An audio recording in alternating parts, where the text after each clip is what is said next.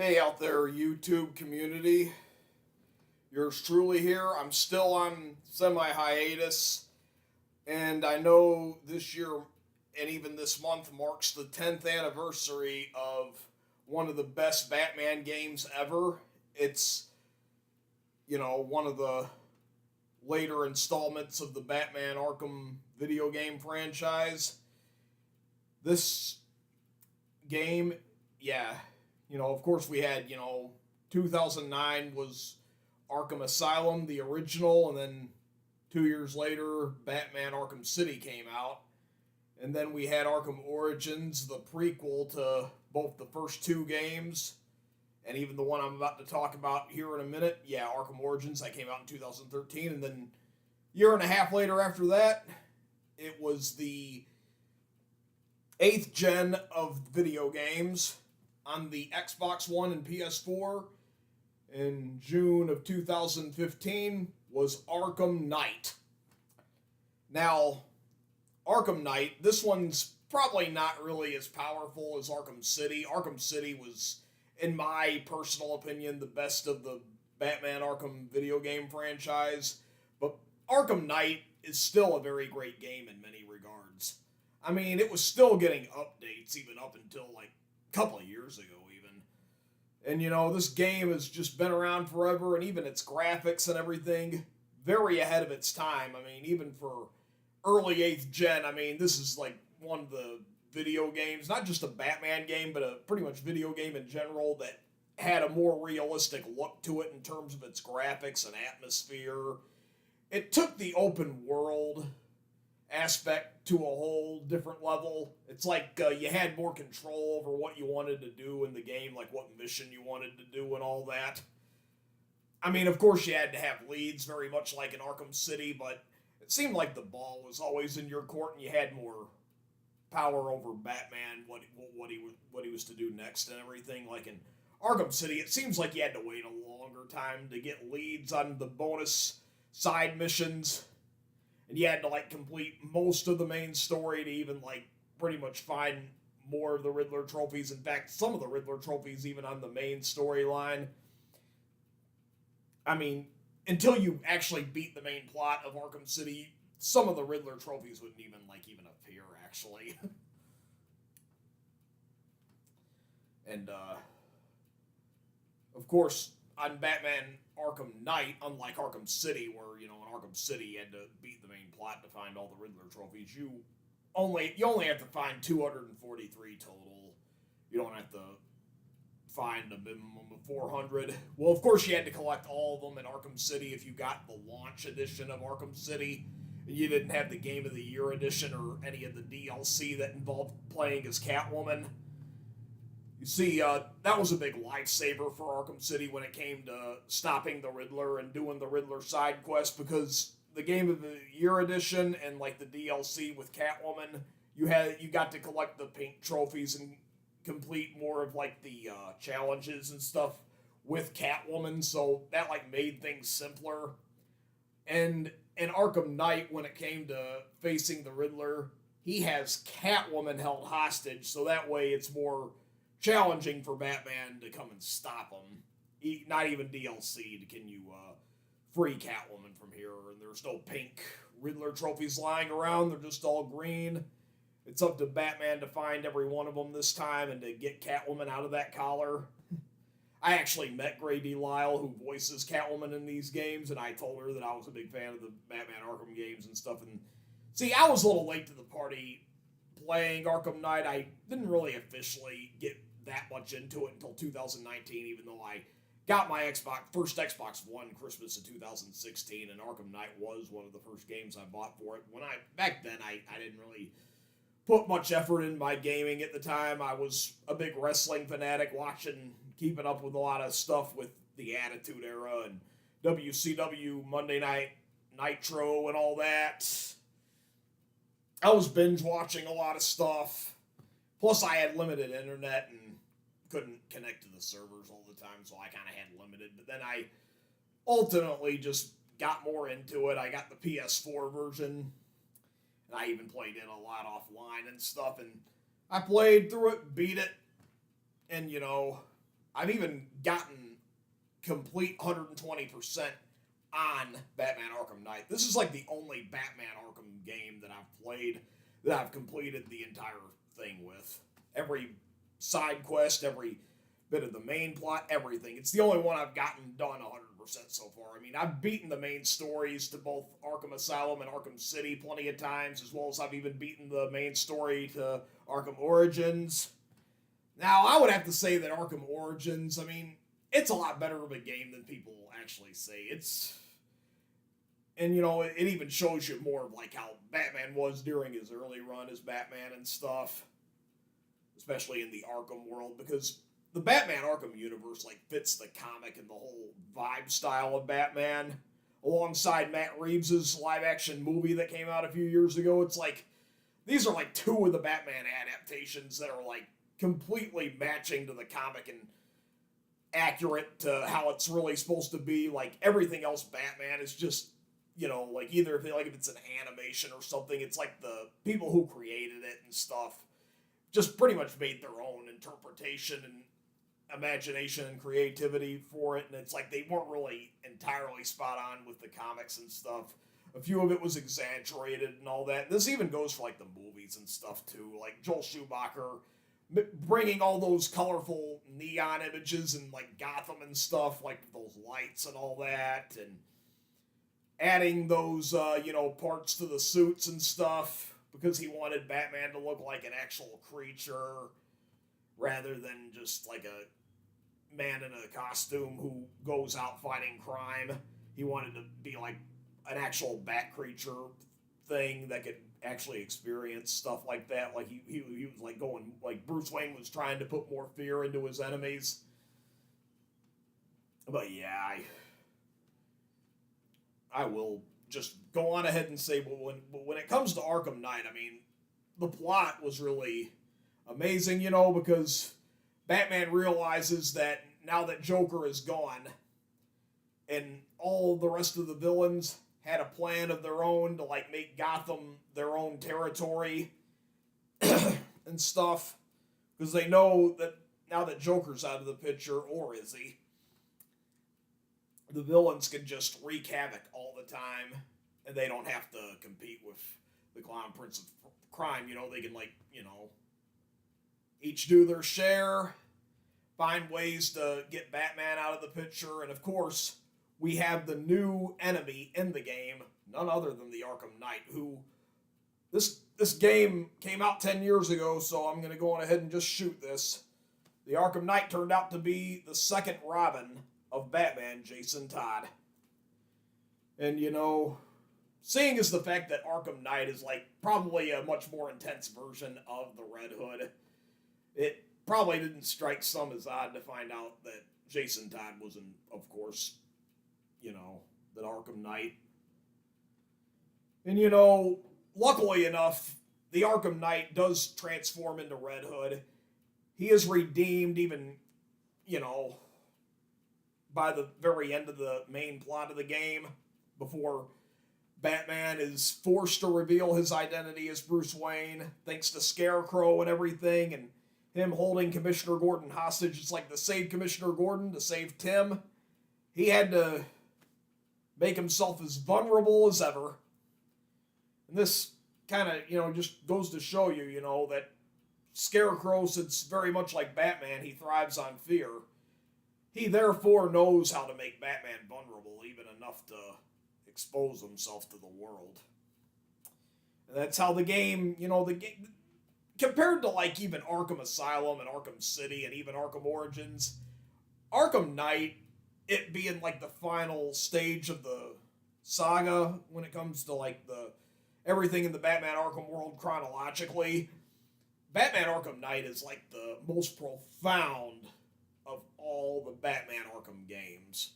It even kind of makes you want to cry a little bit. I mean, the score when Batman has to, attempt to do things to like save Barbara and all that, he has like a lot of burden to carry because thanks to Scarecrow's little fear toxin and him being under that delusion and all that and being affected by his gas, he lives with a lot of regret, until he is able to officially find Scarecrow in the Arkham Knight's fortress later.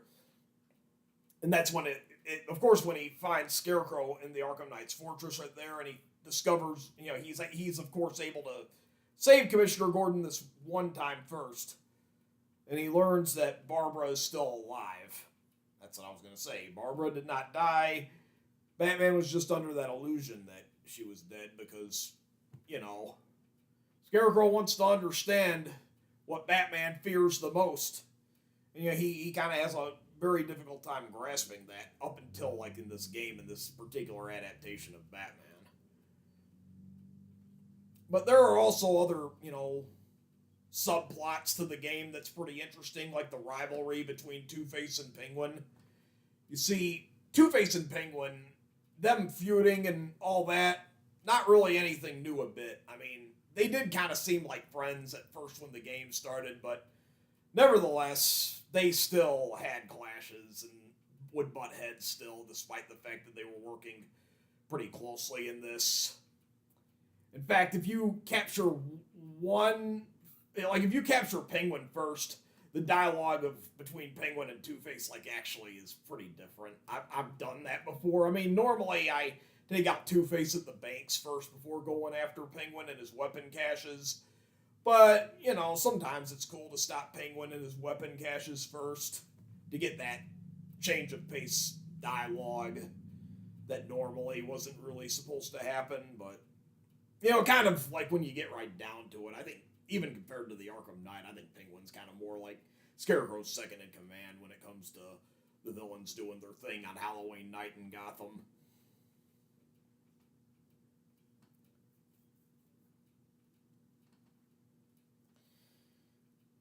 But yeah, this also had, a few other subplots. It had Man-Bat in it, Kirk Langstrom. It's kind of funny because, of course, unlike, it's like this was like Batman's first encounter with Langstrom. It's like this is his last night defending Gotham. And he learns of Batman in this. I mean, he learns of Kirk Langstrom. Batman learns of Kirk Langstrom Man-Bat in this particular sequence. It's like sometimes you could, automatically find him when you're, grappling the rooftops and he'll just, roar and scare you. And then, of course, there's, a later scene in the game where you're doing that and Joker as Batman's subconscious will also do it. That's how it goes, and, the Man-Bat side quest, and you even, go into his lab and you make an antidote to cure him back to his normal state. And then there's some more side quests that involve the Arkham Knight / Jason Todd himself. He plants these, explosive devices in, the grounds across Gotham City. He has, these other, street compounds and stuff, he plants the bombs inside and you have to, you have to, disarm the bombs, but, even before you do that, you have to take out an army of Arkham Knight drones and tanks and stuff, a whole bunch of them will bombard you every time you go after the bombs to defuse them. And when you defuse the bomb, of course, you use it by, you start the mission by, to defuse the bomb, you use the power winch of the Batmobile.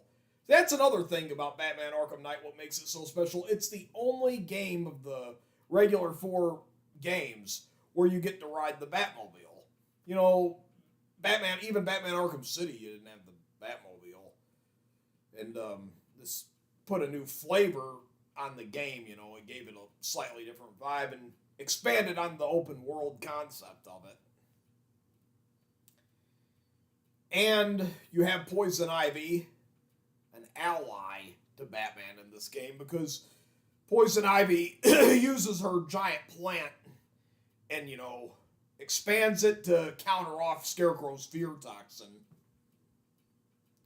And that was a very nice thing she did because, it took Poison Ivy a lot of courage to agree to help Batman here. And, you know,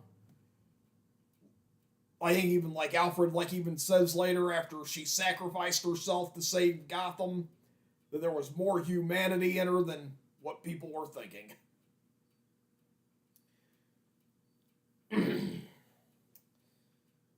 But it's just hard to believe that, you know, after 10 years, all the original Batman Arkham games, you know, had been unlocked or unleashed and everything. And even though, you know, all the Batman Arkham games, you know, I mean, they're all great games in their own ways, but out of all of them, my favorite has always been Arkham City, and many would probably agree with me. And I even like the original Arkham Asylum game, too. That's, like, probably ranked a close second. I mean, they do have a lot of nostalgia since they were on 7th gen. But Arkham Knight being one of the first 8th gen games and having outstanding graphics and being so ahead of its time, I mean, you can't deny that this is a great game. I mean, it still looks like $1 million to this day, too. And then in 2022, there was Gotham Knights, and seriously, even Arkham City and Arkham Asylum look a lot better graphic-wise than Gotham Knights. I mean, Gotham Knights, I mean, it looks like that game could have even gotten a PS2 or original Xbox version for how kind of dated the graphics looked.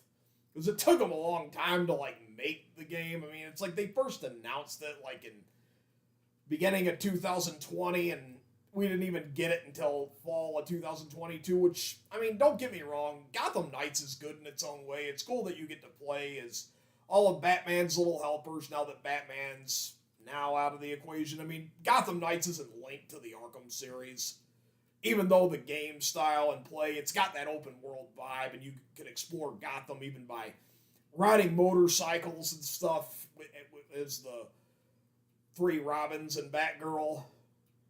I would probably, like, the thing about Gotham Knights is that when you played as Batgirl, however, very much like that Batman and Robin game on the PS1, Batgirl isn't that much more useful in Gotham Knights either, unless you are constantly using that training stimulator and are like leveling her up. If you don't feel like leveling Batgirl up, it's best to not pick her and just pick probably either Nightwing or Red Hood. Those are like the two recommendable characters in the game.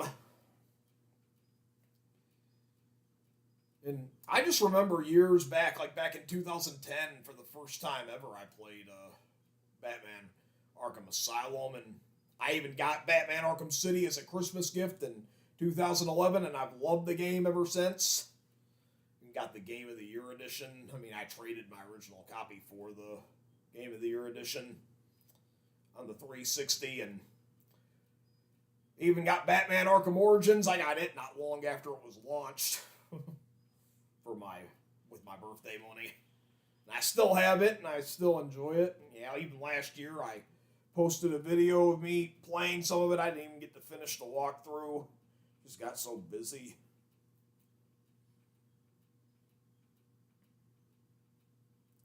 Yeah, but the fact that I'm on semi-hiatus, that's the whole reason why I won't even do a playthrough of me doing the games, because, you know, I still got a lot of work to do, and I'm going to be pretty busy this year, so I won't be able to make any gaming videos much. And this may even be the last video I share this year.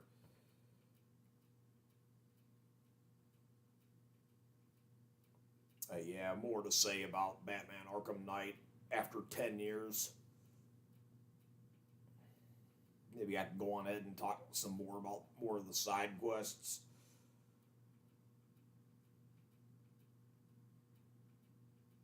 Oh, another really good one, Deacon Blackfire. You know, like, when you get close to the end of the main plot, you'll get a new side quest, you know, where you have to save Jack Ryder from being killed and slaughtered by the maniacal priest, Deacon Blackfire.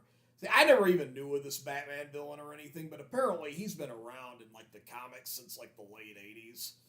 And apparently the guy who created the character Deacon Blackfire for Bob Kane and his Batman stuff, the same guy who created Thanos in the Marvel comic world.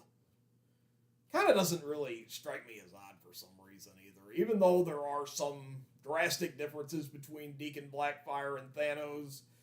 At the same time, they are both kind of off their rocker when it comes to restoring order and balance and stuff, just like many of those villains in like movies and comic books or wherever at. So I guess that's kind of the reason why it didn't really shock me to learn that. And Deacon Blackfire, I mean, this is like the only thing media-wise I've ever seen him in, and he's an amazing Batman villain. I mean, they really need to use him in like more media in the future. Same with Maxie Zeus. I feel like he's like another Batman villain that's been underused as well, and I'm kind of hoping that if we get any more Batman Arkham games and like consoles like for PlayStation or Xbox, that maybe Maxie Zeus could be one of the new villains featured in it. I mean, that is if we get any more. I mean, we had that Batman Shadow Knight that came out a while back on the VR. I mean, I don't have that VR console or anything. If only it could have gotten a PlayStation or Xbox release, but that perhaps couldn't have been done. But another really good thing about the Batman Arkham series, especially, all of them, Arkham City and Arkham Knight even, the voice acting in these games is outstanding. I mean, even Kevin Conroy nailed it as Batman. Nobody ever beats the late Kevin Conroy when it comes to Batman voiceovers. Even Mark Hamill being way past his prime and still voicing, Joker as Batman's subconscious and then those images. Did a really good job with all that. Even Troy Baker is like one of the best Two-Face voice actors of all time. Nolan North did great as Penguin as always. And the guy who voiced Man-Bat in this, and Kirk Langstrom, Lauren Lester, who voiced Robin in Batman the Animated Series, he did what he could with Kirk Langstrom, even though, of course, he's probably much better as Robin. I would definitely say he still did a pretty good voice lending performance for Kirk Langstrom.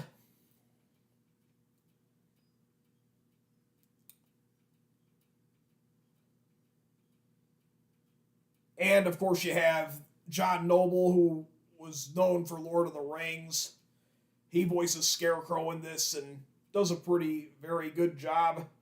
In fact, he really made Scarecrow sound a lot like Vincent Price, and that was like another really good thing that John Noble did with the Scarecrow. I mean, because he had to make him sound like a sinister villain. I mean, I don't think Scarecrow's really been taken that serious in a lot of these animations, but when John Noble made Scarecrow sound like he was that more intimidating, especially since he's running the show now in this game, he did a great job pulling that off. And Troy Baker, he even did a good job voicing Jason Todd in the Arkham Knight, and it's kind of funny because not only does he voice Jason Todd, he also voiced Tim Drake in Arkham City and did pretty good as Tim Drake in that too, I thought. Even in the Harley's Revenge, it was pretty cool when you got to play as Tim Drake in that edition of Arkham City when it came to DLC material, that when you play Harley's Revenge, there was like some parts of that game where you got to play as Tim Drake and even use his bow staff and stuff.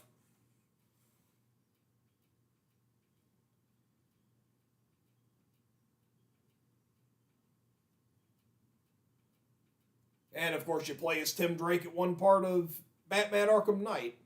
Matthew Mercer now voicing him. He's a pretty good voice talent. He voiced Prince Diamond / Demand, Prince Demand, in the Viz dub media version of Sailor Moon. I've been binge watching that, and I know he voiced him in that anime. He voiced Leon Kennedy in Resident Evil 6 and even that Shadow Island movie.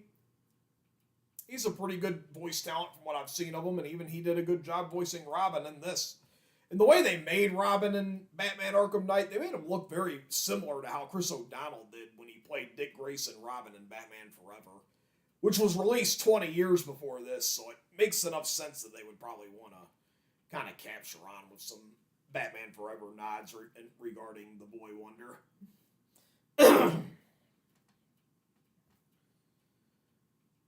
Yep, and of course when playing as Batman and Robin, you're going after the Joker infected. See, in Batman Arkham City, Joker delivered a lot of his blood samples to hospitals across Gotham City. And when people needed blood transfusions, apparently Joker's blood was in a lot of those packets. And when those people got infected with Joker's blood, they had to be quarantined there at that Panessa Studios, which was like a camp that Batman and Robin needed to set up in order to treat these patients. But unfortunately, unlike Henry Adams, 3 of the others got too out of control. You know, there was Johnny Charisma, voiced by Michael Rosenbaum, who voiced Flash in Justice League, even played Lex Luthor in Smallville. And you had Christina Bell, possibly influenced off of the actress Kristen Bell, plays Veronica Mars in that TV show, and even's been in a few other stuff, even voices Anna in the Frozen movies. A little bit beside the point, but yeah, she goes crazy and is like ruling a haunted house set, and you have to play as Batman and Robin both for this. And then you, of course, have the Goliath, Albert King. Just coincidence, but to me, he kind of looks like Tyrus Brodus Clay from WWE and TNA. From, he looks very similar to him, but I can't really tell a whole lot of difference, though. I mean, I don't want to really go much into detail here or anything. But anyway, I mean, yeah, he does look a lot like, to me, like Brodus Clay does, nonetheless. I mean, he just does, to me anyway. I mean, other people may have a completely different point of view, but speaking of Brodus Clay from WWE, Tyrus, I'm surprised he was working for Fox News at one point.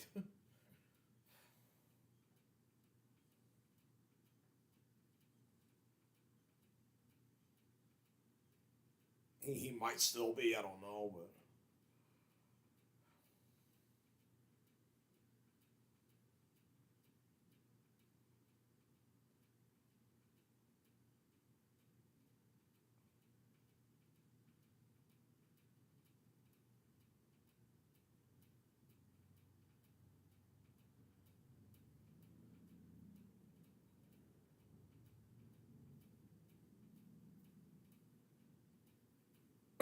but yeah, you then stop the Joker infected in Harley Quinn. You have her locked up. Sadly, Henry Adams dies. The Joker infected patients are dead.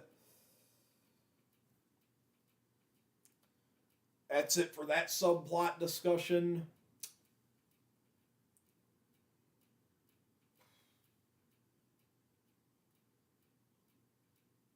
Oh yeah, Azrael and his burning bat symbols.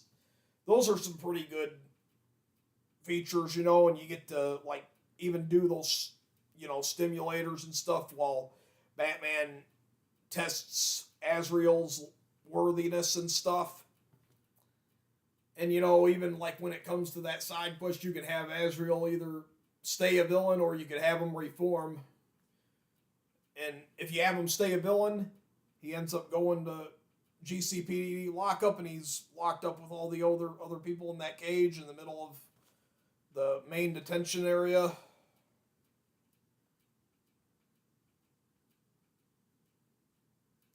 Then you have Firefly and the other guy from the fire department. They team up together and like capture firemen, and if lit fire stations on fire, you stop both of them. Then you even have Deathstroke to deal with. Once Jason Todd has revealed himself and is retreated, Deathstroke has taken over, and he took payment in advance for it. And you have Professor Pig. Now, the first time I ever learned of Professor Pig was in the Beware of the Batman 3D animation cartoon. I mean, people kind of feel controversial about that show, but I personally thought it was like one of the best Batman animations, along with Batman the Animated Series and Brave and the Bold. I mean, the thing about Beware of the Batman is that it used a lot of lesser-known villains of Batman, and it's like after that show was fairly successful and people liked some of the villains, they decided to also use some of those villains for these Batman Arkham games. Like Arkham Origins had Anarchy, and they decided to use Professor Pig even for Arkham Knight. And he was even in that Gotham show, you know, that Batman show that aired on Fox that was kind of like supposed to be like the Batman version of Smallville to some extent. You know, you had that on there. Yeah, I mean, you had Professor Pig showcased in that. Only in that, I think he was probably made more psychotic than what he was in the comics and the Arkham games. Now, of course, Professor Pig, he was a eco-terrorist in Beware of the Batman. I mean, they, you know, in Beware of the Batman, they did transform Professor Pig. He was a little more down-to-earth of a villain and grounded. He wasn't really as psychotic. He was an eco-terrorist, and he had a partner named Mr. Toad. I think Mr. Toad is another Batman villain that was even showcased in some comics years back. He even had Magpie. He was also voiced by Grady Lyle, who voices Catwoman in these Batman Arkham games. She had that catchphrase, shiny, shiny. I'm getting a little off topic here, but yeah, Professor Pig, it's like he captures a whole bunch of people from different areas of the country and brings them back to Gotham City because he wanted to use them as experiments, and where their bodies were too imperfected, he decided to kill them off, hang them around Gotham and stuff. But this is where Batman gets to do more of his detective work, so at the same time, the Professor Pig missions are pretty fun in a lot of ways, because, you know, you get to use a lot more of Batman's, you know, detective prowess here for his abilities and stuff. Prowess, I think that's how you pronounce that word. My English vocabulary ain't really the best, but oh well.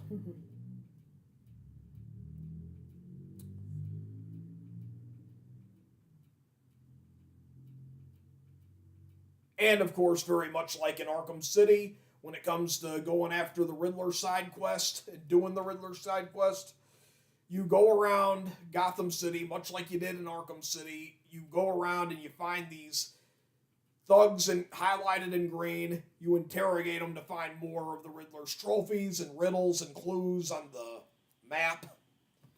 Once they reveal, you know, and they submit to Batman whenever he interrogates them. But unlike, you see, in Batman Arkham City, they were all cooperative when you would interrogate them. In Batman Arkham Knight, however, some of them can be pretty stubborn. It's like you interrogate them and you like Riddler talk, and then sometimes they'll even like reply with "screw you," and then you have to like hit the counter button again.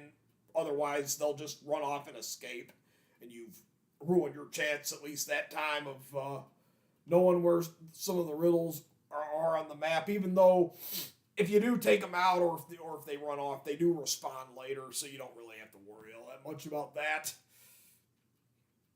And of course, Riddler, for some of the side quests, he has you use the Batmobile and stuff. Wally Wingert even still did a really good job voicing him here. But, yeah. I guess that's all I have to say about Batman Arkham Knight after 10 years, is that it was a brilliant game ahead of its time. To this day, one of the best open world games ever. It's got enormously great graphics. They really do look real, kind of passable even for a PS5 game even, because they were just very advanced graphics and stuff, and very brilliant open world material. And I don't have time to go into as much more detail, but this is, you know, all I can say is this, is that the Batman Arkham franchise will live on. All the games are great in their own ways, and I'm signing out.